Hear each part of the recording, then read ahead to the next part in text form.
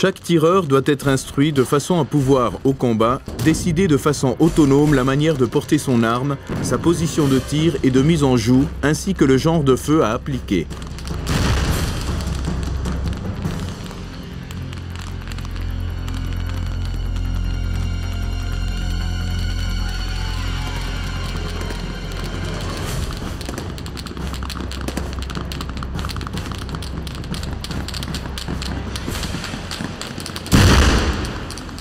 Le tireur est lui-même responsable de l'engagement de son arme. Seule une personne correctement instruite est en mesure de faire usage de son arme de façon compétente.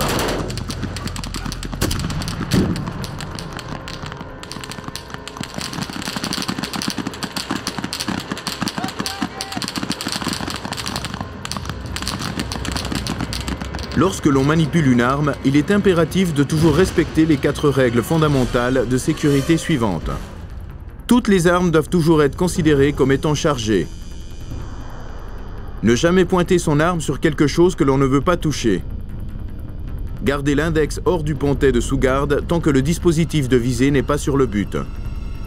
Le tireur doit être sûr de son but.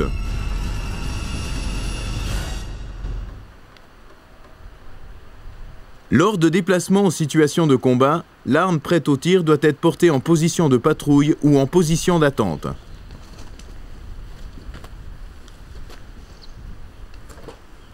S'il se déplace en position de patrouille, le tireur est autorisé à lâcher le garde-main pour franchir un obstacle.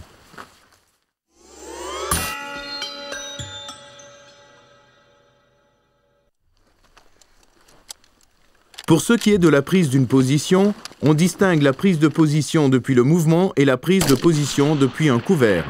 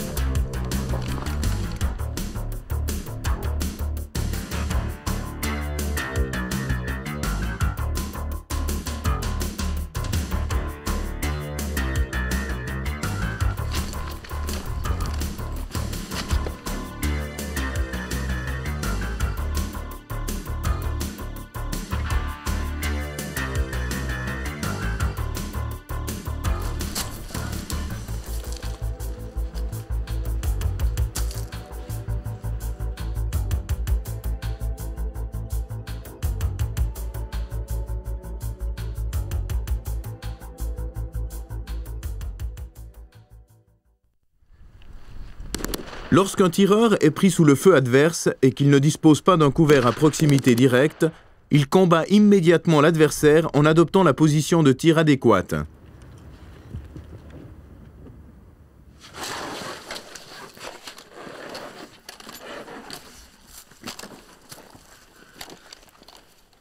Le tireur procède de façon autonome à un changement de position s'il tombe sous le feu adverse ou sur ordre du chef durant les pauses de combat. Le tireur ne rejoint jamais une position de feu à proximité directe du couvert où il se trouvait. Avant de rejoindre une position de feu, alors qu'il se trouve encore à couvert, le tireur doit procéder au contrôle personnel de sécurité, contrôler la hausse, apprécier la situation dans le terrain et fixer la baïonnette en cas de combat rapproché imminent. On ne rejoint une position de feu que lorsque le combat par le feu doit véritablement commencer. Le tireur ne quitte jamais une position de feu à l'endroit où il a tiré. Pour de petits déplacements, la main peut rester sur la poignée de pistolet. Durant l'assaut, le fusil est tenu soit devant le corps, soit en position de contact si la menace est imminente.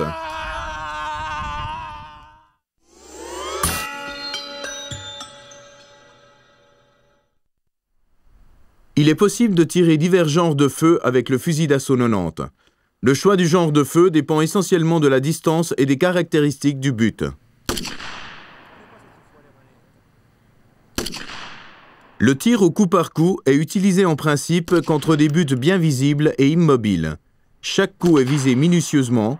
La cadence de tir est d'environ un coup toutes les 5 secondes.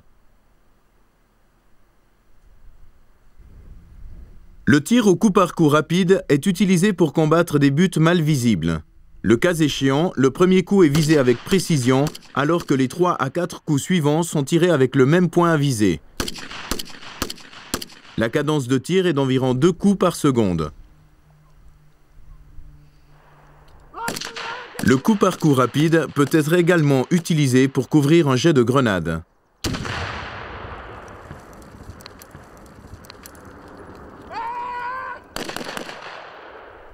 Le tir en rafale courte est un genre de feu limité par une série automatique de 3 coups. En règle générale, il est utilisé pour combattre des buts mal visibles et mobiles. Entre chaque rafale courte, le but doit à nouveau être visé. Le tir en rafale est le genre de feu produisant la plus grande dispersion. Lors d'un tir en rafale, une position de tir instable entraîne des manqués, d'où manque d'efficacité. Le but est visé et combattu par des rafales de 4 à 6 coups. Le tir en rafale est utilisé pour combattre des buts mal visibles et en mouvement.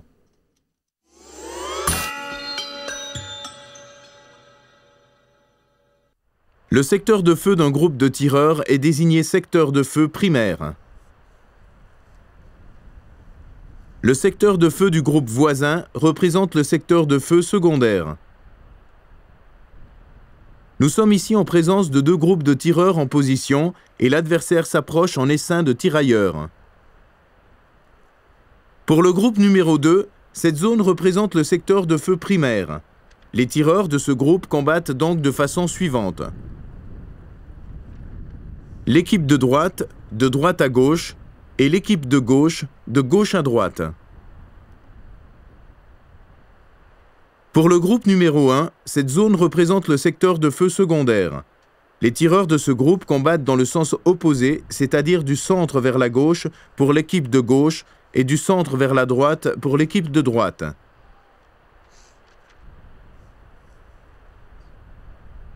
Si l'adversaire avance en colonne, les schémas de feu se présentent de la même façon.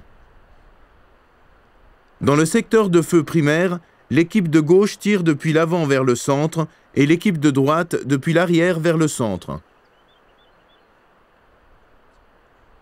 L'équipe numéro 2, pour qui les buts à combattre se trouvent dans le secteur de feu secondaire, combattent depuis le centre, respectivement vers l'arrière et vers l'avant.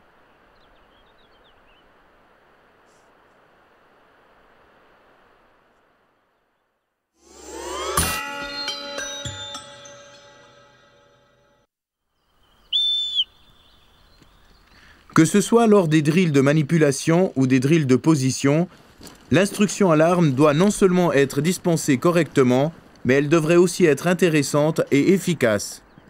Sur la place de tir, seule une bonne préparation garantit un déroulement optimal des exercices.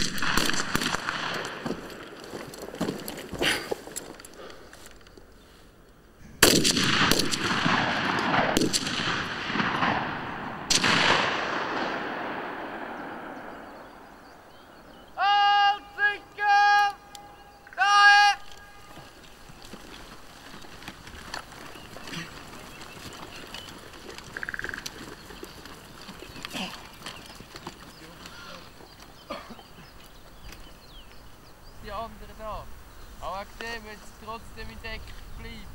Nicht da rumschwingen, ich weiss nicht was. Die Zeit dort durch Gewehr manipulieren. Die Zeit so viel aus der Deckung draus.